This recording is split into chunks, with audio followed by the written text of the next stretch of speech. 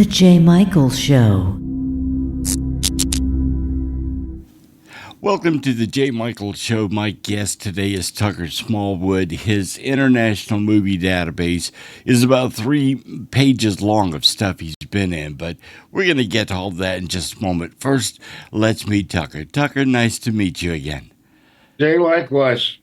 Yeah, well, you have a long list of credits. We'll touch on. I've been doing this since Christ was a corporal. Yeah, we'll touch on a few things, but first I want to let's go way back. Let's go back to how you got started making movies. Fair enough. Well, I just told you where my background originated, and about 55 years ago, about this time of year, I went on a mission with the mercenary team, and I was the only man who could speak English on the mission. And we were attacked, and everyone was dead or wounded very quickly, all 7 of us. And I was bleeding out, and I had the radio, and if I passed out, then we all died, because I was the only one they were going to come to rescue. So I stayed conscious for 30 minutes to bring in an extraction, and I got us out, and on the table, I died. I was pronounced dead. My doctor I got to reconnect with about 15 years ago. There was a reunion in Chicago for all the medical personnel from 3rd Field Hospital. And I got to reconnect with the surgeon that brought me back to life and the nurse who took care of me.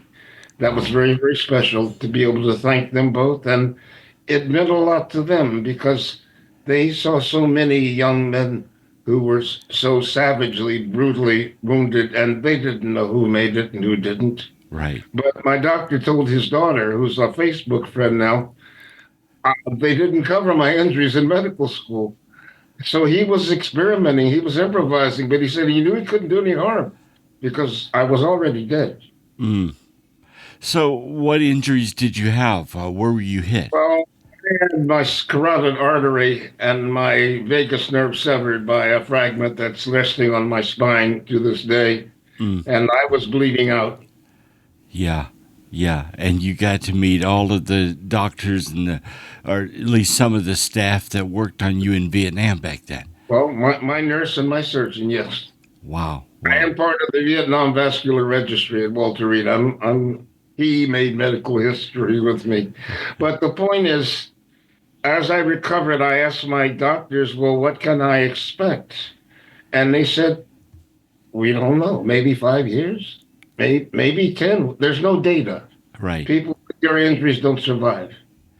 And so I decided then, well, I'll do the best as I can, as long as I can. And just a week before I went to Vietnam, a girlfriend took me to see a play in New York City. And it was called Big Time Buck White. It will later starred Muhammad Ali. He performed in it at some point in his life.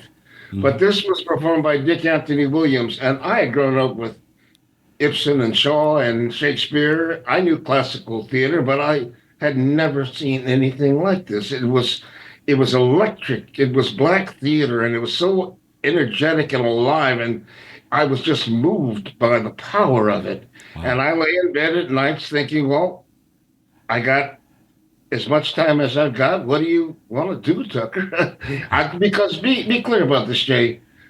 I was 25 years old, and I was full. At that point, when I knew I was going to die, I was okay. I just wanted to finish the job, and then I was okay. I had an incredible life up to that point. Yeah. So suddenly I find myself with X days ahead of me, what to do.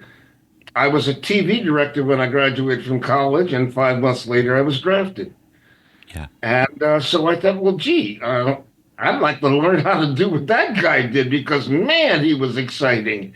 And so I flew out here to California and went to see about the MFA at UCLA. I said, sunshine, palm trees, pretty girls, God, how bad could that be? Right. And then I went to New York to meet with Sanford Meisner, who is one of the 3 gods of Stanislavski, Stella Adler, Sanford Meisner, and Lee Strasberg. I got to meet all 3 of them and work with all 3 of them. And Sandy said to me, I want you here in September. And I said, then I'll be here in September. Wow. And so that I decided to become an actor sometime in the spring of 1970. Hmm. Not expecting that much. Maybe I got 3, 4, 5 years. Who knows? We just don't know. Right. Yeah. And you said that you were a CBS, no, it's NBC TV It director. was the Baltimore NBC affiliate, WBAL. Uh huh. I was their first producer director of color, and I enjoyed that very much. Yeah. By the way, in Vietnam, what was your rank? I was the first lieutenant. Mm-hmm. First The lieutenant. job, it's interesting. I was a commander of what's called a MAT team, a mobile advisory team. That's 5 Americans and an interpreter. Mm-hmm. That's a commander, an executive officer, a senior light heavy weapons NCO, a light weapons NCO, and a medic. Yeah. Those are the 5 team members, and we were out in the boonies. Yeah. We worked with militia, Vietnamese regional force, popular force soldiers. They were like, maybe you could compare them to the National Guard, but maybe not really. We taught them to shoot, how to fight, and how to defend their villages. Right. And I loved my work. There were some days I didn't speak English, Yeah. but I loved my work, and I knew I had I had spent a year at Fort Benning. It's not called Fort Benning anymore. Yeah. You know, it's called something else. I don't even know what the fuck it's called anymore, but I don't really care. It'll be Fort Benning to me for the rest of my life. Right. I went through OCS there. I went through jump school there, and I was a TAC officer training new lieutenants for 6 months because that was the group that had the highest casualty rate in Vietnam. Uh-huh. Young officers died faster than anyone. Wow. And so whenever I went out on an operation or a training mission, the NCOs were the lane instructors, and they had a CIB, what we call a combat infantryman's badge. It's a rifle with a wreath, and it's the sign of a soldier. This is the guy that's been to war. And I would ask every black and Latino NCO, what can I expect? What's it going to be like? Mm-hmm. And they would talk to me. And when the Army said, "Okay, you've done your penance. Now, what would you like to have?" And I said, "I want jump school, ranger school, Vietnamese language training, special warfare school, and I do not want to work with Americans." Uh-huh. And they said, "No problem." And why And so didn't you I had want to my work way. with Americans? Because Americans at that time in 1969 were doing drugs and alcohol and shooting their commanders in the back of the head and rolling grenades under their bunks. The Ah. war had gone south, and they didn't like being there. Yeah. And I wanted to help Vietnamese fight for their country. I wanted to help them. I didn't want to deal with some American that didn't want to do the job. Right. And I knew that I would come home in a bag if I found myself there. So I said, well, let's be with the people that want to conduct this war. Right. So you came back to the States, New York acting Neighborhood Playhouse. What was that like? Oh, what was it like? God, every day was special, Jay. I mean, Mm-hmm. it's hard to describe, but when you realize how fragile and how temporal your existence is, every day's special. It's like Mm-hmm. magic time. I did so well for 9 years after Vietnam, and then something bad happened to me, and I started to spiral into PTSD. But for those 9 years, I was magical. I was grateful to be alive. I was good at whatever I did. I was full of joy and love and aliveness. And so I got to meet wonderful performers who were legendary in this business. I remember standing outside between classes smoking a Pall Mall, and I recognized Kurt Vonnegut. And we started to talk because Kurt had been an infantryman during World War II. Mm-hmm. And we both smoked Pall Malls. And so we sat there talking for about 20 minutes, smoking our Pall Malls. And I'll never forget that experience. I loved Kurt Vonnegut's writing. Yeah. Yeah. Fantastic. But also, not only are you an actor, but you're also a musician. What instruments do you play? Well, when I was a child, I lived in Greece. My father was a Fulbright professor teaching English to Greek college students. And I was 11. I was the first student of color at the Odeon. That's the classical observatory in Salonika, Thessaloniki. And I was a violinist. And I had an exceptional ear, but I was a small kid and wore glasses, and I knew I was going to get my butt kicked twice a day if I was walking around in the world with a violin case. So when I came back to America, I said, okay, that's cool, but, I'd like to get to my teens. So I discovered as I got to college, girls like guys that played guitars. Yeah. And so I started playing, and people wanted to show me this and show me that, and I got to meet some of the legendary bluesmen, and I've had a very eclectic life. Speaking of legendary blues, Delta Blues Incarnation. Talk to me about that. Tell me about it. Hmm. In 1981 or two, I was living in New York City, and a fellow came from the West Coast, from Colorado, who had an inheritance from his father, and he was passionate about doing an album about one of the blues legends, Robert Johnson. Mm-hmm. And he connected with someone who had been Spyro Gyro's manager, who had access to the Columbia vaults. And so he said, I want to do an album about Robert Johnson's music, but I wanted to have this conceit, as though Robert didn't die in 1939, as though he lived through jazz and gospel and rock and roll and string band and folk music and blues. And so every song on the album is in a different genre of music. Mm-hmm. And I have some pretty amazing musicians involved. My bass player, Jerry Jamont's got a couple Grammys. You'll remember him from Respect with Aretha, Mm-hmm. and has recorded with Stevie Wonder. Arlen Roth was one of the very first online music teachers. He replaced when Simon and Garfunkel broke up. He toured with Art Garfunkel playing all of Paul Simon's parts. Mm-hmm. He's just an amazing musician. Wow. And we came together and we went into a studio in the village, and we worked late at nights, early into the mornings. And Robert's spirit was there. I had a photograph of Robert Johnson in my bedroom. I went down to Washington to do a Vietnam memorial event, and the name will come to me. A rather accomplished musician discovered that I had this image of Robert Johnson no one had ever seen, and he wanted to come back to New York with me because he wanted to see it. Uh-huh. But as I said, I've had a lot of very spiritual experiences, and Robert's spirit was in that studio some nights. It was dark, Yeah. but his spirit was there some nights. Wow. Wow. What other musical influences have influenced your music?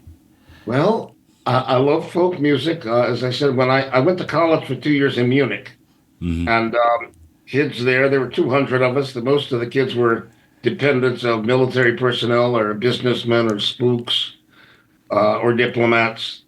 And, this was in the 1962, 63, 64. So Joan Baez, Kingston Trio, Bob Dylan, those two of those albums I took with me to Germany. And, there was people played folk music then, and I enjoyed that. And, as I said, you go on a ski trip or a weekend hayride, if you have a guitar, you're going to have some company. Yeah. So I like that. Well, what do you think of today's music as compared to back then? Wow, that's a heck of a question, Jay. Somebody posted on Facebook the other day, I think it was maybe 75 or 6, and they showed the top 100 albums of that one year. Mm-hmm. And you would be stunned at some of the music that was done in that one year Right. by so many compelling musical groups. And you say, compare that to today? Are you shitting me? We've got some wonderful musicians today. Don't mistake me. But to compare the body of work that was being done in the 70s to what's being done today, it's night and day. It's just night and day. I wholeheartedly agree. If you take 1968 to 1976 and you look at the top 100 charts, Yes. every one of them is pretty much a hit today. Yes. Well, there are people who sure want to hear it. I'll tell you that. The kids may not, but I damn sure want to hear it. That's what it means to be classic rock. Yeah, That's what exactly. makes it classic and lives. Yeah, yeah. It's like that era was the one time period where everyone was inspired to write really great music.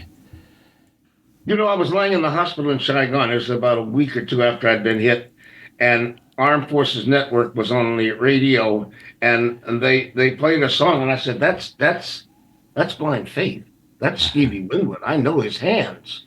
And it was the first time they had ever played it. I had read that Clapton and Winwood and Ginger Baker had gotten together to form a super group. This was the first super group, and I was just stunned. Uh, come down on your own, leave your body alone. Near the end, I can't find my way home. Yeah. And I was so thrilled to hear that. We don't have supergroups anymore. We don't have a Rolling Stones today. Well, I think rap musicians do. They get together, and do things ensemble, but not so much rock stars anymore. Yeah, I agree. But the business has changed so much since we were young, Jay. Yeah. I mean, I would not expect to make any money from the music. That's why I'm sharing it freely. Artists make their money today by performing live. That's where the money is. Yeah, today it's more about merchandise and Right, merch and live. Yeah, and performing, and the music makes up 20% of any money that an artist makes. And that's sad because it is sad, somebody's making money on that music. Exactly. But not the people that created it.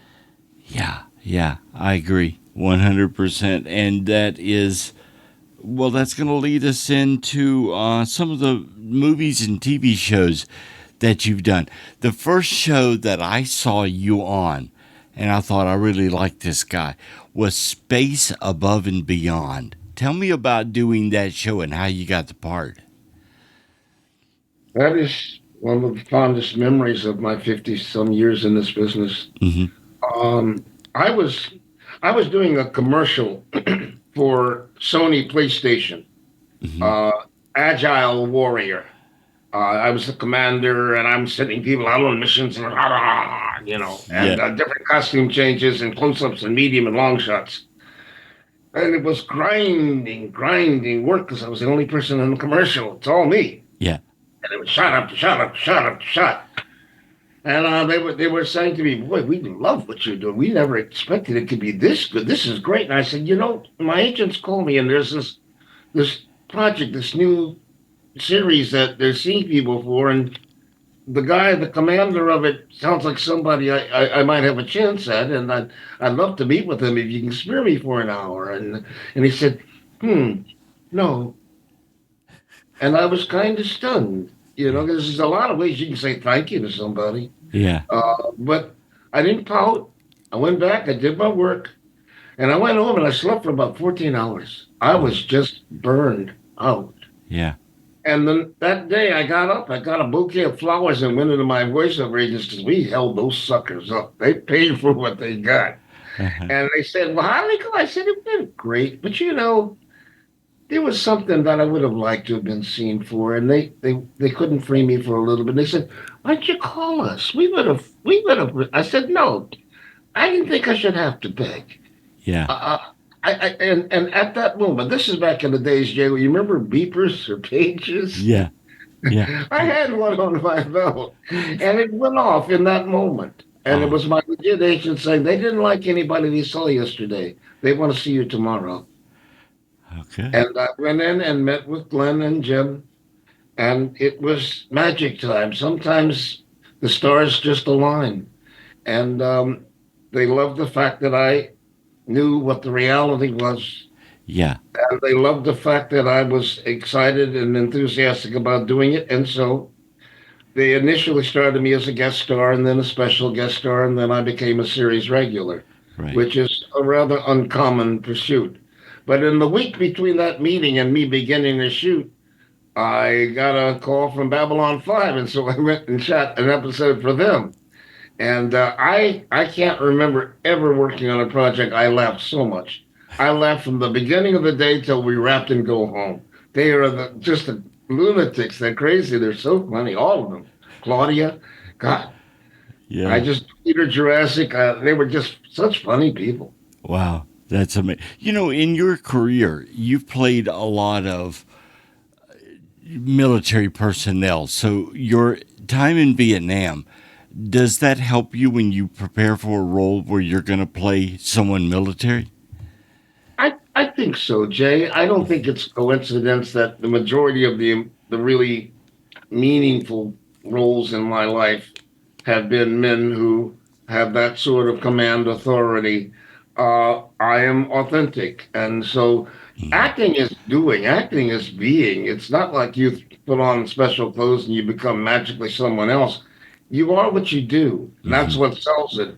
And because I've played very few fathers, very few husbands. Mm-hmm. Um, so, you are what you are. I just wrote something on Facebook the other day about an experience that I had had when I was shooting JAG. I played the skipper of a submarine squadron, a captain, a Mm-hmm. naval captain, and the the legal team there, Harm and the other people, were investigating something that had happened to a Russian sub. And in the process, they were jeopardizing our secrets. We knew what had happened to that sub because we could hear them. Mm-hmm. But the Soviets didn't know we could hear them. And I said to them, you cannot pursue this because you are putting my people in harm's way. Yeah. And the people say, you can't talk to an admiral like that.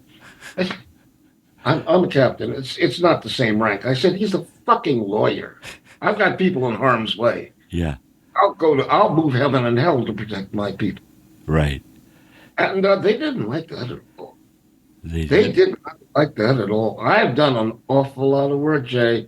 I have never felt so resented on a set. Wow. Uh, and it was interesting. It's fresh in my mind, as I say, because I just shared it. I hadn't, it happened 25 years ago or so. Um, I had gone home and I was sitting up at night, midnight, just I'd never just felt so resented Right. on set. That's a strange feeling when you guest star and everybody's just won't even look at you. That they don't. They you can see in their eyes they don't like you. And my feeling was, look, your problem is with the writer. You go talk to the writer if you're unhappy. I'm just saying his words. That's my job. Mm-hmm. But I think there were two things. They didn't like being spoken to themselves the way I did, and I don't think they like it coming from a man of color. Uh, But be that as it may, about midnight, as I said, sitting up at night, what can I do? Well, I gotta do my job. I can't. And I remembered something that Stella had said to me years ago. When your need to be liked is stronger than your need to play the scene, you will fail. mm, And I stood up and I went to bed and I slept well. yeah. Yeah. I know what I'm here to do. I'm not here to make friends. I'm here to do my work, and I'm trying to make your show as good as it can be. And if you can't handle that, then that's your problem, partner. Right. Right. Have you had any other situations on set that were conflicts for you? Well, Gary Busey and I got into it to do. Yeah. Tell me about That's that. right. It's Quigley, I think it was, about this. I was an angel, Mm-hmm. and this was not long after. Gary had a couple of really bad accidents. Yeah. And this was after one where he crossed over just as I crossed over, Mm-hmm. and we were someplace where wasn't even radio reception. And phones didn't work.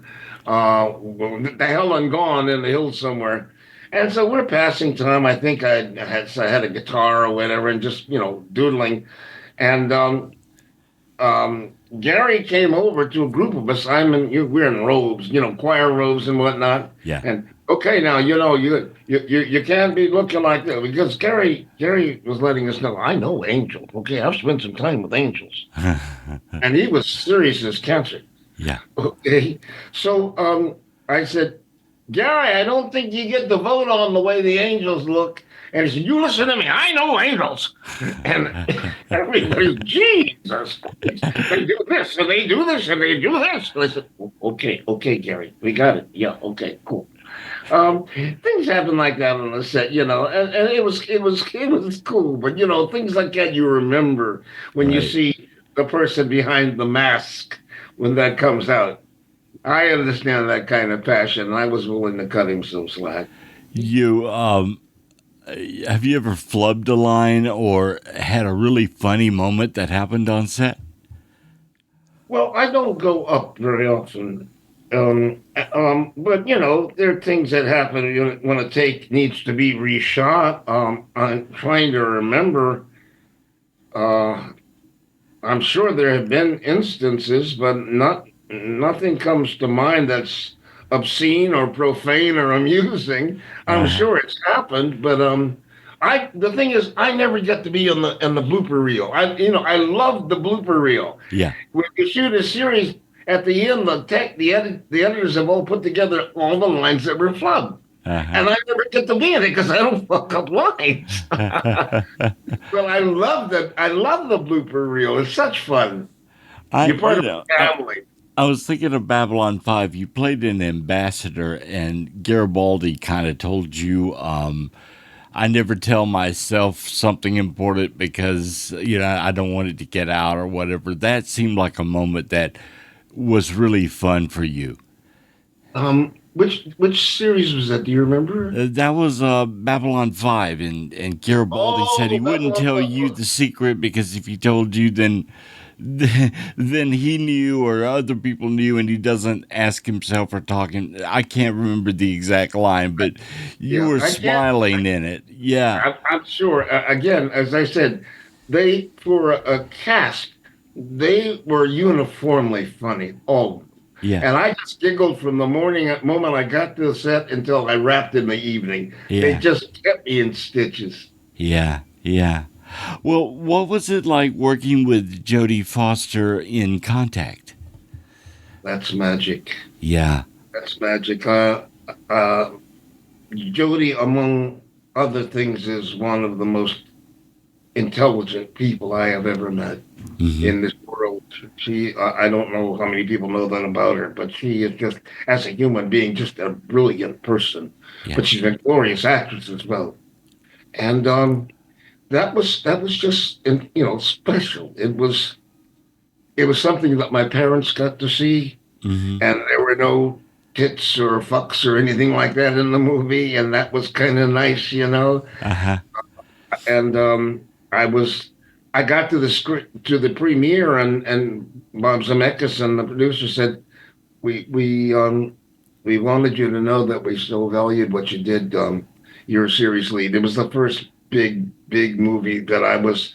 My fiance, she says, my niece said your name is as big as Jodie Foster's, and but it was very flattering. And when I wrapped, it was, my God. As a matter of fact, I got into it with James Woods. Now that I think about it, Wow. Tell uh, me about that. oh gosh, my days were, we're always in. We don't always shoot in sequence, Hmm. and it's medium, close up, and all the rest of it. And it's time. All you've got live feed on the monitor, and it's a real carnival of moving things. It's really busy, Hmm. and the concentration is like this. And James Woods was watching. He wasn't in this particular shot, and he got bored, and he started putting in his 2 cents, and this and this and that. And at some point, I said, that's all very interesting, but we're going to do it the way we're going to do it because I am the mission director, and we're going to launch the way I call it. Right. And everybody said, And the casting director, April Webster, said to me, "I heard you got into it with James Woods." He was probably kind of stunned. I said, "Yeah, but um, I would give way to James in a minute. I really like his work, but I will fight for my characters to the death." Yeah. Uh, and he got it. And Jesus, I think he probably respected you for doing that. Yeah. Yeah. I'm going to just throw out some projects you've worked on, and you just tell me the first thing that comes to mind. Let's see. Jabberwocky. Jabberwocky, Yeah. Joe Beth Williams, JB, and Dan Holswood too. Dan was the director of that. He went on to be, I think, God, vice president of Paramount or whatever. He's retired now. We shot that in Boston, WCVB, and we shot 54 half-hour episodes, as I recall. Mm-hmm. And it was curious. There was a time in the mid 70s.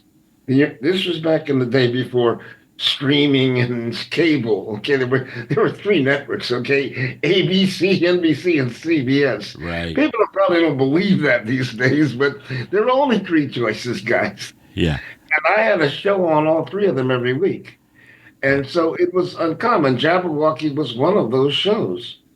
And I really enjoyed working with Joe Beth, and I love the values of the show. Um, the children's workshop, I can't remember the name of it. They won a number of awards. They really were intelligent and enlightened and progressive, and I was very very proud of the work that we did. Ironically, about 8 or 9 years. I mean, I would run into people. I grew up watching that every Saturday morning. I was 6 years old, and I remember Jabberwocky. And they said, "Yeah," and I saw it last week. And I said, "What?" He said, "Yeah, I saw it last week." Well, it turned out they had been running that show in repeats for years, Uh-huh. for years, but they hadn't paid anybody. Oh my gosh. That was funny as hell. I went to AFTRA, and AFTRA got me a very nice check. But the chutzpah of those people to take work and just put it on the air. Yeah, well, why should we pay the actors? Jesus. Okay. Deep Impact. Uh, well, it was with one of my dearest friends. The first play I did, the first equity play I did, um, was a group of for the public theater for Joe Papp. Mm-hmm. And one of the actors in it was Morgan Freeman, and we've been friends since 1972. And whenever I get to work with Morgan, it's special. I've done a couple of stage plays with him, and a few films with him, and he's just a very very special man. And it's kind of cool that uh, I came along in the early mid 70s, and three of my colleagues have gone on to have careers that are really unparalleled. Denzel Washington was my understudy in a play. Sam Jackson was one of the gang members in a play. And Morgan and I did Julius Caesar together for Joe Papp. And I, I'm so impressed with the work that they have done. But I'll tell you what I am more impressed with, the men that they are. Mm-hmm. It's kind of hard to appreciate what it's like when everybody says yes to you. Yeah. Everybody wants to kiss your ass.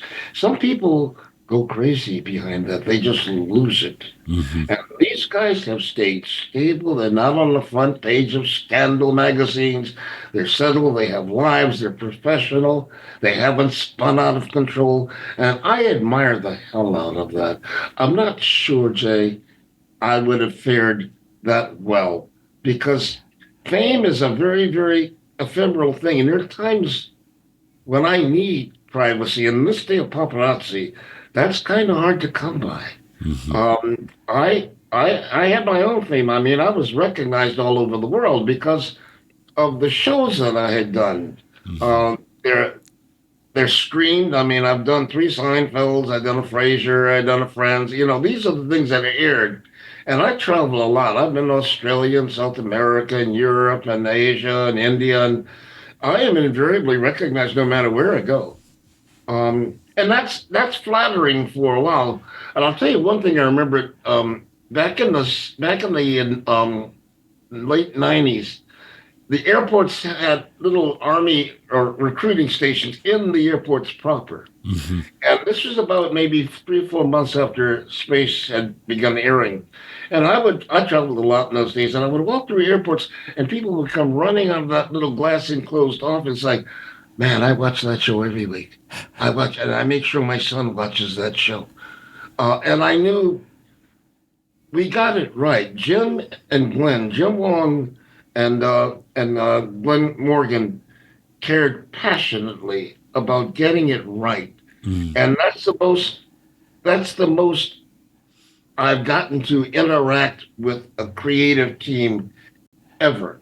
Yeah. They wanted to get it right. I could talk to the kids about what it's like to lose people, what it's like to go out on a mission and come back. Not everyone's okay. Right.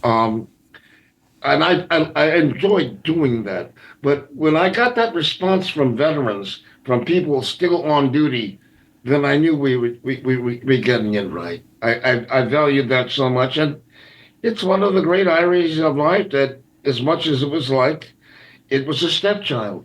Mm-hmm. It happened to come along at a time when directors or studio heads were leaving. One guy's going to HBO, and one guy's coming here.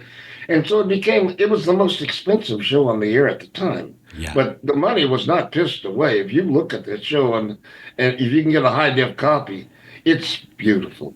And I remember thinking, because our shots would be complicated, moving, tracking, dollying, this and that. And I'd say, Jesus, does it have to be this complicated? And then I saw the footage and I said, dear God, Tucker, get it right every time. That is so pretty. Yeah. That is so Yeah. it's the work I'm proudest of. It was the work if I was destined to do something, that was the job I was destined to do. The rest of this has been gravy. Wow. Wow. You did an episode of The X-Files that was banned after it was aired. Tell me about that show. Oh, God. Glenn and I laugh about that. I remember they sent me the script, and I went to get some pizza, and I'm sitting there waiting for the pizza, and the hostess said, "Are you okay?" And I hadn't realized. She said, "You're going, oh God, oh God, oh God. I'm reading what they're doing to me." And I was talking out loud, dear God. And Glenn would tease me about that. This is what you think of me? This is how you want to treat me? But the script itself was just so singular, and they have such a whimsical sense of humor and style. And you're right, the switchboards lit up when that sucker aired, and Fox said, "No, no, we won't be putting that mother on anymore." I don't think so. But you know what? They started selling it, and they started selling that one immediately. Yeah. For about 3 or 4 years, they usually have a festival. What do you call it? A montage. They show after show after show after show on Halloween. Yeah. And for 3 or 4 years, it was the most requested episode because everybody wanted to. They said, "We heard about it. We want to see it." It was so creepy. It was that. Yeah. It was that.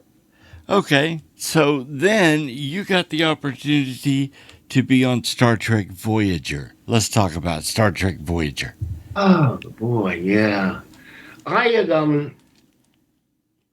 early in that year, I had flown to England for a science fiction con, and I was up for a role for a pilot.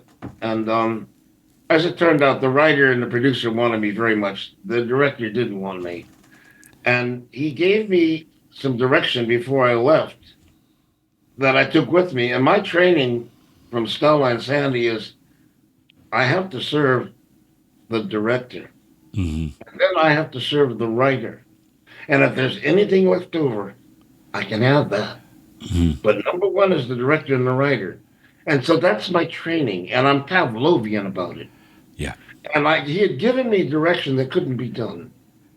And so it just kind of drove me out of my mind trying to honor the guidance he had given me, never imagining that he had tried to sabotage me. Right. So I came back. It didn't go particularly well because it was, it wasn't. I've often had roles that I wasn't what they had originally had in mind, but I was visually persuasive. So they said, "Oh, that's an interesting way. We could go that way, yeah." And so that that didn't happen in this case. And I think a day or so later, I woke up and brushed my teeth and spit, and I missed the bowl.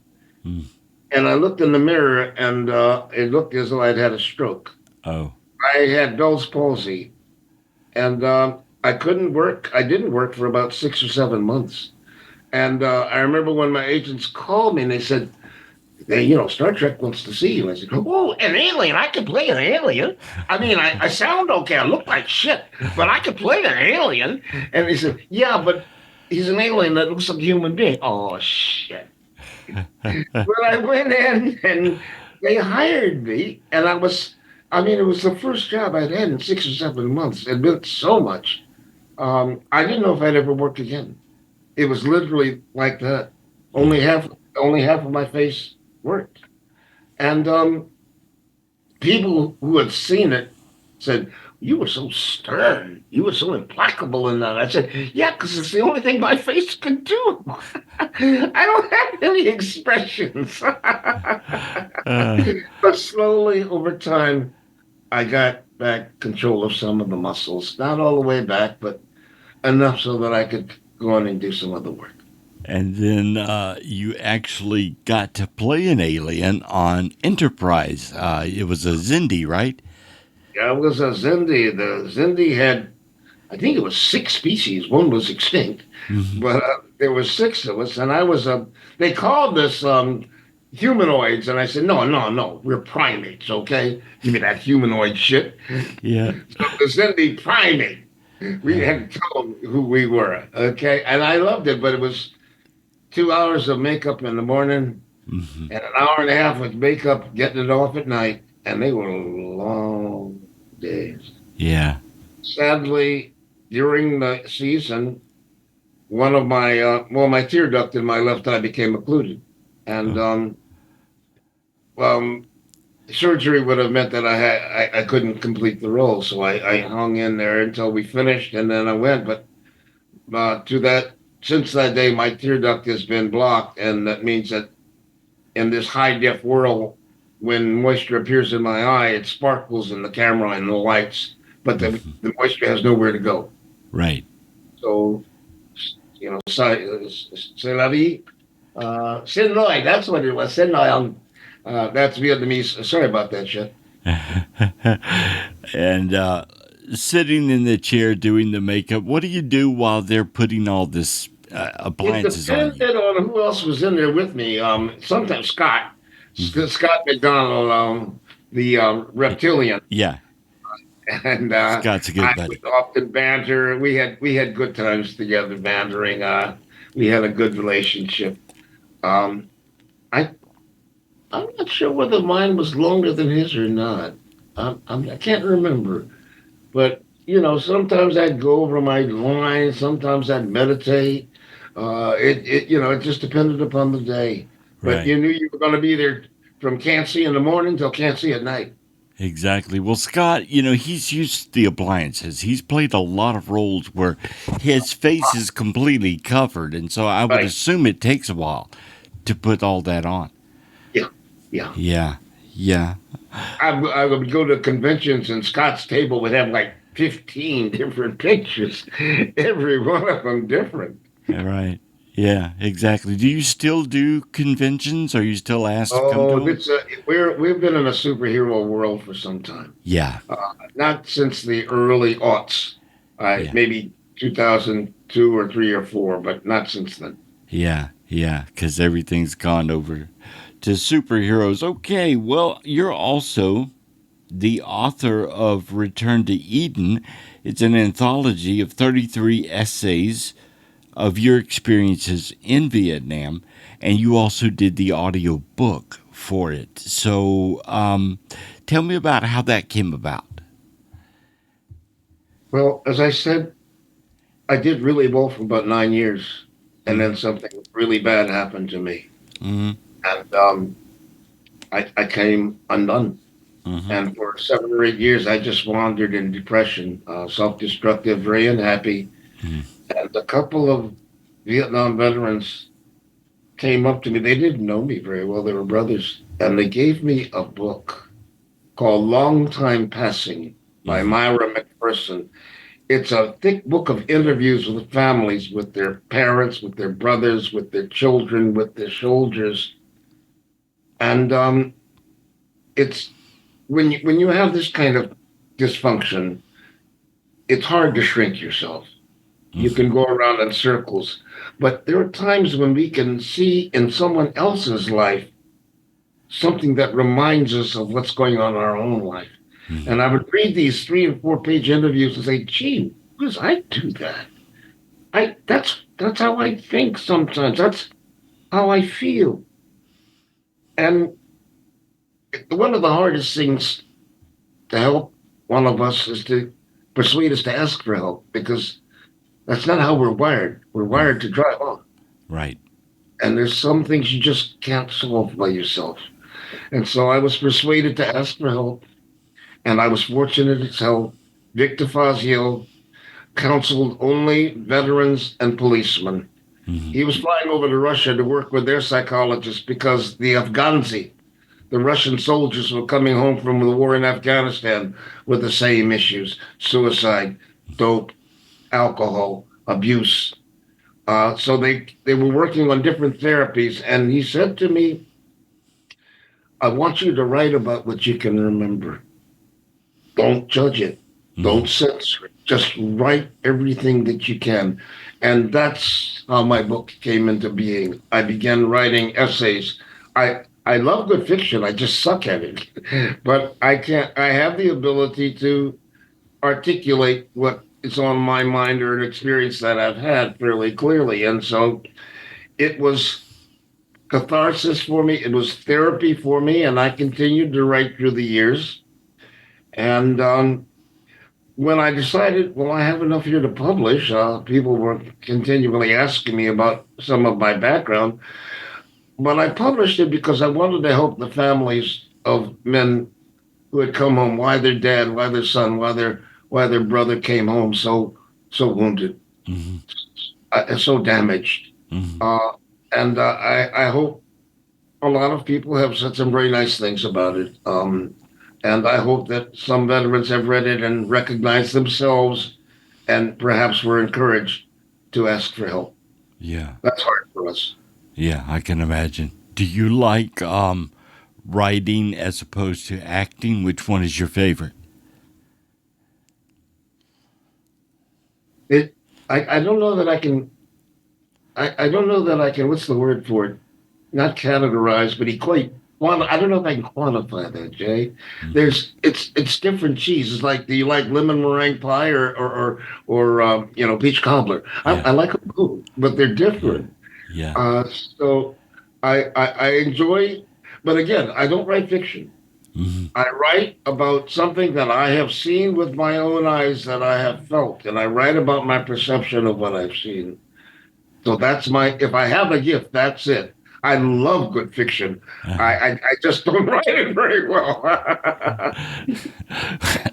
Speaking of seeing things for yourself, you sent me this little audio clip, and I assume that it's from one of your from your book. But you talked about a light you saw in the sky in the desert, and I want you to tell me about that. I want to open that up.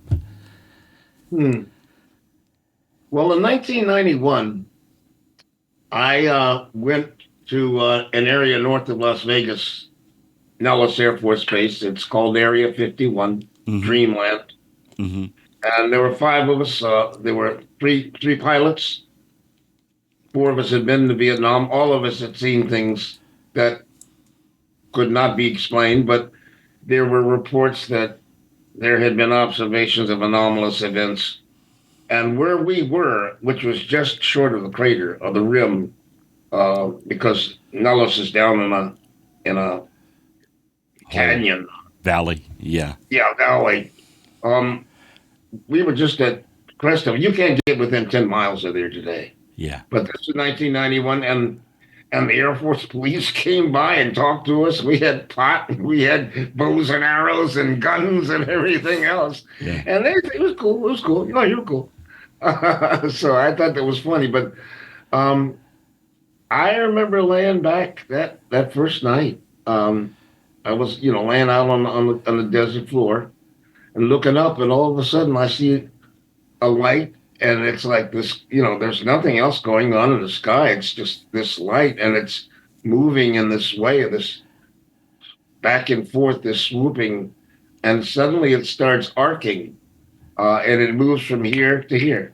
Mm-hmm. It doesn't fly there. It reappears here, right. And it reappears here. It's so fast.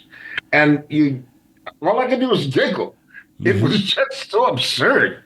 And the fact that I was seeing it and that I was allowed to see it was astounding to me. And so I just sat there for about I told the guys, "Oh, you saw Goldie? Yeah, we haven't seen Goldie in a year or two." Yeah. I just didn't know what to do with that. I just, I knew what I had seen, and I don't believe if someone told me about that, I could buy into it.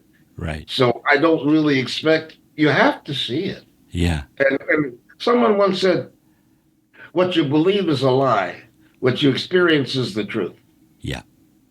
And once you've seen it fly, once you've seen that movement, then you just can't deny it anymore. Right. I know that there are people who have had very uncomfortable, frightening experiences with other beings. I know that. I don't seek that, but I hope in my lifetime I can learn more about what we do know, but what we don't talk about. Right. So do you believe in extraterrestrial life? I believe. I can't say it's one or two or three. Mm-hmm. I know that we are not alone. Right. Now, whether we reverse engineered this or whether we're in cahoots with them or what, I can't say. Yeah. I can't tell you what was inside of that, because unless the physics are different, whatever was inside got smushed right up against the wall. You can't go that fast and stop, okay? Yeah. There's something called inertia and momentum. So unless the physics are different inside of it, I just don't know.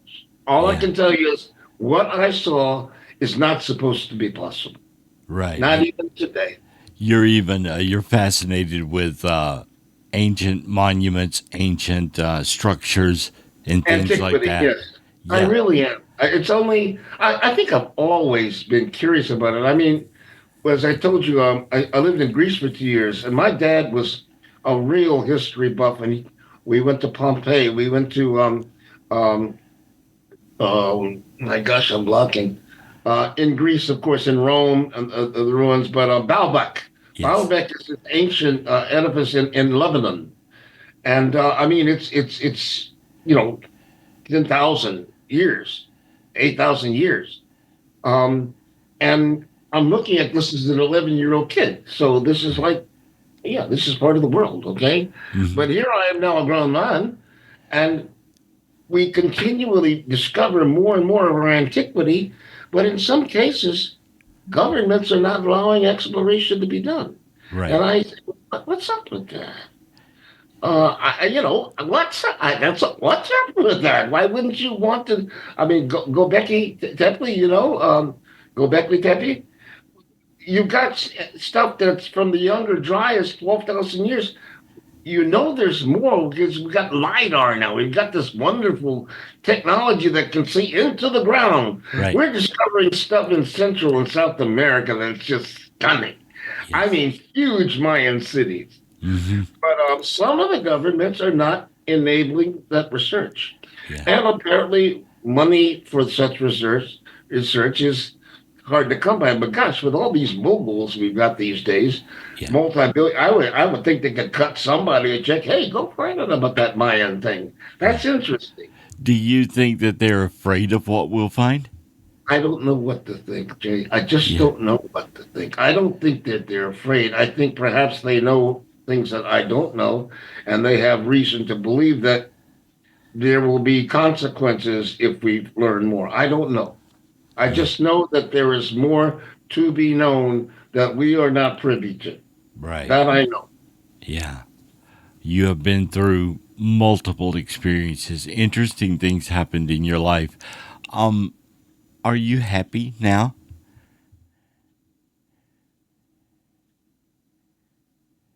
I'm grateful. I'm grateful for the time that I've been given. That's a gift. Um, I said goodbye to my therapist yesterday morning, the latest, and he's been working with me for over a year. And I said, it's time for me to graduate. There are other men that need your guidance. Mm, Uh, I'm 80 now. I am who I am. My life is not the way I would have imagined it before I went to war. I mm, was irrevocably changed by that war. Um, I would have liked to have had some other experiences in life, but it wasn't meant to be. And yeah. I knew I, I couldn't be a good parent. I knew that because I taking care of myself was a full time job. I Right. couldn't give a child the stability I'd gotten from my parents, and I didn't want to be a bad father, so I decided not to be. But Yeah. Yeah. Do you think you'll maybe go visit some of these artifacts and monuments or something, or I are you think I've got. settled? It's no, I may, I may. I've got this. Where's my guy? I've got this humongous Maine Coon cat, BB King. Hmm. He's been ailing, and I can't leave him. I can't go anywhere right now. But if the time comes when I am free to move around and I still have the strength, I may have to get a guide or a ward. Yeah. Bruce Wayne and his ward. But there are places that I would enjoy visiting. I'd love to. I haven't been to each of them. I haven't seen the pyramids. Hmm. I've seen a lot of antiquity. I've been to India, and I've been to Africa and South America. I've been to Machu Picchu. I've been to Chichen Itza. Wow. They are just. You look at the stuff, and it's the one thing to look at a picture. You look at that stuff in real life, man. That's wow. A man did that. How? Yeah. How? Especially when there are blocks of stone that are several tons and they moved them over mountains, and you're like, how did they even get it here, much less put People it talk into about well, they, place? they they put them on rollers. Oh, Yeah. give me a break. There's only cedar trees here, which is like the softest wood there is, Uh-huh. softer than pine, and they floated. Yeah, okay. You'll show me one guy in this stone. It's 100 tons, dude. They didn't have elephants. Give me a break. I Yeah. don't know how they did it, but they damn shouldn't do it. They didn't do it the way you just described. Okay, that I'm sure of. Yeah. Yeah. But we discover a little bit more every day. I don't know whether it's sonic stuff or I'm not saying that it was outer space. I'm not saying there was extraterrestrials. Mm, I'm just saying we have had antiquity. We've been here for billions of years, and we can only go back to 15,000 years. right. So our civilizations have been wiped out with these cataclysms and the floods and the earthquakes and the volcanic stuff. And maybe we will find signs of some of those earlier things, and maybe we were more advanced at some point. We got wiped out and started all over again. Yeah. This time around, though, it's interesting. It doesn't hurt anybody to speculate. Right. Right. And, it's possible that there was a civilization of humans before us that were And very maybe they were smart. better at it. Maybe they were better at it than we are. Yeah, we haven't I done hope so so. well in the world I today. hope so. Yeah. Because we are making. I'm sorry. I don't want to be in this on a bad note, but our world is becoming a clusterfuck. Yeah. I'm really worried about the world in which I'm living right now. That I don't want to leave, but I'm not crazy about what I see down the road. Yeah. Well, we can only hope that elections and legislatures and politics and all come together and we end up in a better future, right? Well, I always said years ago, I think if there was one thing that could bring mankind together, it would be someone coming from somewhere else. Yeah, And we would appreciate how alike we are as opposed to how different we are. exactly. I don't know if that's true, but again, if it is real, I hope it happens in my lifetime. Me too. Me too. We're going to put all your links below this video and so people can click on it. Go check out your book, check out your international movie database. They can find you on Facebook and other places. Tucker, thank you so much for being my guest. I really appreciate it. Thank you, Jay, for having me. It was fun. Sometimes some memories are fun to recreate. Yeah, it's fun to go back there. We'll see you next time on The We J. will. Michael Show.